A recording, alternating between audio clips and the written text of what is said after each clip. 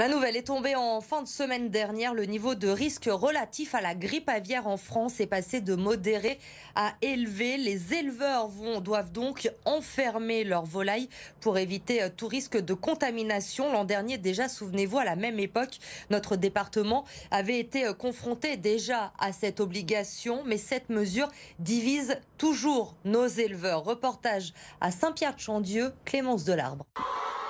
Elles ont beau attendre derrière la porte, elles ne sortiront pas.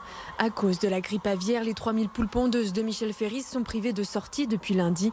Une situation qui revient chaque année et que cet éleveur a du mal à comprendre. Pour moi, ça ne justifie pas parce que du coup, on n'est pas, pour moi, zone à risque.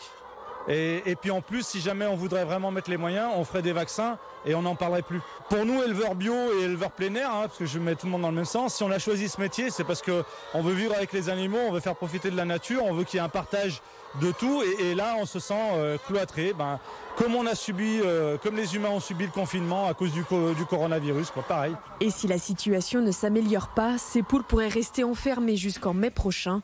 Producteur d'œufs bio élevés en plein air, Michel Ferris espère tout de même obtenir une dérogation pour que ces gallinacés puissent sortir un peu. Alors là, je vais investir dans des clôtures, je vais peut-être mettre 1000 € pour leur donner un tout petit bout de terrain pour qu'elles puissent sortir et qu'elles voient la lumière du jour. Et puis l'année prochaine, ça aura encore changé. Donc les 1000 € d'investissement en clôture, je vais les jeter.